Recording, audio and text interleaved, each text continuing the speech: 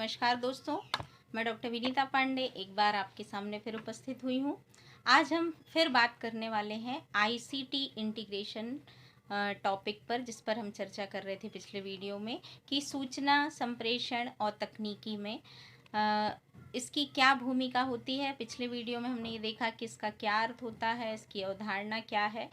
अब आज हम बात करते हैं कि सूचना और संप्रेषण तकनीकी के समाकलन में कौन कौन सी चुनौतियाँ आती हैं, क्योंकि गवर्नमेंट ने आपको ये नियम तो बना दिया कि हमें टेक्नोलॉजी का यूज़ करना है, लेकिन इसमें बहुत सारी चुनौतियों का सामना करना पड़ रहा है हमें। तो सबसे पहले चुनौती यदि हम देखें तो कक्ष की जो प्रक्रिया है टीचर एजुकेशन में, हमें कंप्यूटर को और टेक्नोलॉजी को अनिवार्य कर दिया गया है। अब सबसे बड़ी चुनौती यहाँ पर आती है कि कंप्यूटर का जो प्रयोग है, यूज़ ऑफ कंप्यूटर है, तो भारतीय विद्यालयों में यदि हम देखते हैं तो कंप्यूटर की जो स्थिति है वो बहुत नगण्य है। आप देखते हैं कि गवर्नमेंट स्कूलों में, गवर्नमेंट ने भले ये शुरू किया है, लेकिन गवर्नमेंट स्कूलों में हम देखते हैं तो कंप्यूटर्स जो हैं वो हर स्कूल में उपलब्ध नहीं है। कई जो एक्सीलेंस स्कूल हैं उनमें तो बहुत अच्छी शिक्षा दी जा रही है, लेकिन बाकी जो स्कूल्स हैं उनमें कंप्यूटर उपलब्ध नहीं हो पा रहे हैं, जिसके कारण इनके सामने ये बहुत बड़ी एक चुनौती है, क्योंकि छात्रों की संख्या अधिक है और कंप्यूटर्स की संख्या कम है। नेक्स्ट हम देखें तो पूंजी का अभाव एक समस्या बनी हुई है, क्योंकि आप देखते हैं कि सूचना और संप्रेषण की सुविधाएं जो होती हैं वो विद्यालयी व्यवस्थाओं में नहीं हो पाती, और सरकार के पास जो है वो पर्याप्त संसाधन भी नहीं है। सरकार द्वारा अनेक प्रयासों के साथ कक्षा की प्रक्रियाओं को कितना भी अच्छा वो कराने की कोशिश कर रही है, लेकिन फिर भी जो है वो स्मार्ट एजुकेशन नहीं दे पा रही है। इसके बाद नेक्स्ट हमारी समस्या जो आती है वो है प्रशिक्षित शिक्षकों का अभाव। ये सबसे बड़ी विडंबना है कि जो पुराने शिक्षक हैं वो टेक्नोलॉजी का प्रयोग नहीं जानते, और बहुत सारे शिक्षक ऐसा हैं जो अपने को अपडेट भी नहीं करना चाहते। तो ये एक समस्या बनी हुई है कि उन शिक्षकों को हम बाहर भी नहीं कर पाते हैं और वो उनको हम कुछ सिखा भी नहीं पाते। तो कुछ टीचर्स जो हैं उनको ट्रेनिंग दी जा रही है, तो ये बहुत बड़ी समस्या है कि हम किस प्रकार से टेक्नोलॉजी की समस्याओं को दूर करें। इसके बाद जो एक चौथी समस्या निकल कर आती है, चौथी चुनौती, वो ये है कि मानसिक संकीर्णता जो है वो लोगों की बहुत ज़्यादा बनी हुई है, क्योंकि जो पेरेंट्स हैं और जो विद्यार्थी हैं दोनों की जो सोच है उन वो मेल नहीं खाती। उनको ये लगता है, टीचर्स को ये लगता है कि हमने जैसी शिक्षा प्राप्त की थी वो ज़्यादा अच्छी थी, और कुछ अभिभावक भी जो हैं वो इस सोच को समर्थन करते हैं कि ठीक है पहले की शिक्षा थी और हम इतना एफर्ट नहीं कर पा रहे हैं, उनके कुछ आर्थिक कारण भी हैं। तो इस तरह की समस्याएं देखने को मिलती हैं। अब यदि हम जानें कि ये चुनौतियां तो हैं, लेकिन इन चुनौतियों को सुधारने का जो सुझाव है वो शासन के द्वारा क्या दिया गया है, तो सबसे पहला है कि सूचना और संप्रेषण तकनीकी का हमें विस्तार करना चाहिए। इसके लिए हमें विद्यार्थियों की काउंसलिंग करनी होगी कि टेक्नोलॉजी आपको बहुत ज़्यादा ज़रूरी है, अच्छे शिक्षक रखे जाएं। मेन बात यह है कि टीचर ऐसा होना चाहिए जो आपके सारे कॉन्सेप्ट को क्लियर कर सके, आपकी बात को, आपकी भाषा को, आपके विषय को प्रॉपर आप तक पहुंचा सके। तो हमें शिक्षकों का परिमार्जन करना बहुत ज़्यादा आवश्यक है।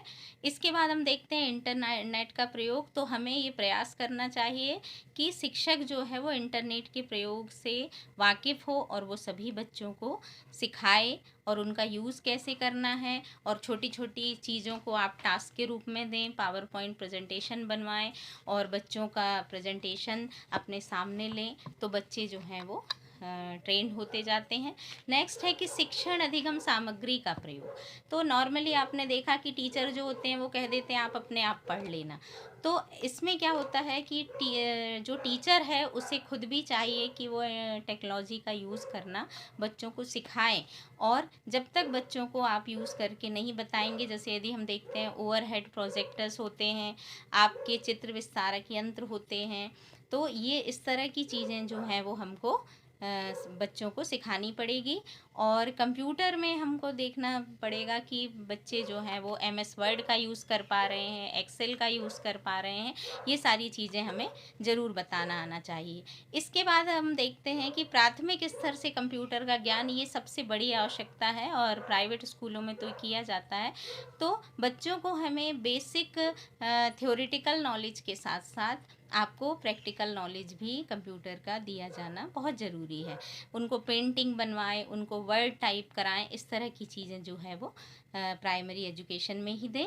और शिक्षकों को कंप्यूटर का प्रशिक्षण, ये सबसे बड़ी बात है, क्योंकि बड़े-बड़े इंस्टीट्यूशंस में भी ऐसा होता है कि टीचर्स जो होते हैं वो अपने सब्जेक्ट के अलावा और भी चीज़ों पर बिल्कुल ध्यान नहीं देते, और वो शिक्षण प्रशिक्षण का जो कार्य करना है उन्हें, वो काम अपना ईमानदारी के साथ नहीं करते। अब बुक ले लिया, आप पढ़ लीजिए, पढ़ा लीजिए, इस तरह से शिक्षा जो है वो नहीं दी जा सकती। तो प्रत्येक टीचर को थोड़ा बहुत कंप्यूटर का नॉलेज आना बहुत ज़रूरी है। इसके बाद हम देखते हैं कि अंग्रेजी भाषा का विकास। सबसे बड़ी चुनौती ये भी है कि नॉर्मली यदि हम देखते हैं तो टेक्नोलॉजी का यूज़ इंग्लिश में अधिक होता है। तो बेसिक नॉलेज जो है वो हमें, हमारे टीचर्स को भी, चाहे वो किसी भी सब्जेक्ट का हो, उसको हमें अंग्रेजी भाषा का नॉलेज होना चाहिए। और आईसीटी संबंधित साहित्य का विकास, ये सबसे बड़ी बात है कि तरह तरह के साहित्य मिल रहे हैं, लेकिन अगर हम देखें तो टेक्नोलॉजी पर बहुत ज़्यादा काम करने की ज़रूरत है। बहुत सारे क्षेत्रों में काम हुए हैं, लेकिन सबसे बड़ी जो ज़रूरत है कि आईसीटी की थ्योरी भी होना चाहिए। प्रैक्टिकल वर्क तो बहुत सारा है, लेकिन यदि आईसीटी की थ्योरी मिलती है तो टीचर और बच्चे दोनों उसको पढ़ करके और सीख सकते हैं। नेक्स्ट पर हम आते हैं तो सीडी के माध्यम से शिक्षण। तो ये एक नया कॉन्सेप्ट है कि कक्ष प्रक्रिया में शिक्षक को सीडी का प्रयोग व्यापक स्तर पर करना चाहिए, या अभी हम देखते हैं तो यूट्यूब भी इसी का एक रूप है कि आप उसको लगाइए, आप उसको बार बार सुनिए, क्योंकि टीचर एक बार बोलेगा वो चैप्टर क्लोज हो जाएगा। जब तक बच्चा सवाल नहीं करता, टीचर्स आगे कुछ बताते नहीं हैं। तो आपको ये ज़रूरी है कि जब आपके पास स्टोरेज होती है तो आप उसको बार बार देखते हैं, समझते हैं, और विद्वानों के विचारों को छात्रों तक ये जो सीडीज़ हैं ये पहुंच जाती हैं।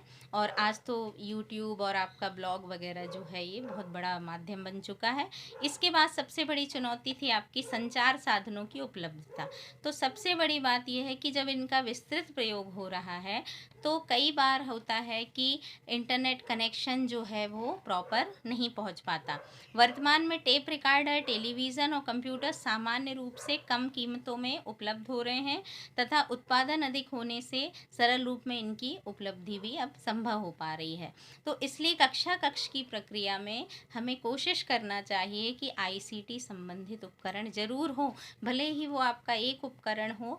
हम 4-4 के ग्रुप में बच्चों को सिखाएं, लेकिन बच्चों को प्रैक्टिकल नॉलेज आना बहुत ज़रूरी है। तो और टीचर को भी प्रैक्टिकली नॉलेज होना चाहिए। तो इन सब चीज़ों का हमें ध्यान रखना चाहिए कि ये चुनौतियां हैं आईसीटी के प्रशिक्षण में, और इनका समाधान हम किस प्रकार से करें। तो आज के लिए बस इतना ही। आगे हम इसी यूनिट के शिक्षा में कंप्यूटर क्या है, इसका रोल कब से शुरू हुआ, कंप्यूटर की कौन कौन सी पीढ़ियाँ थी, इनके बारे में बात करेंगे। नमस्कार।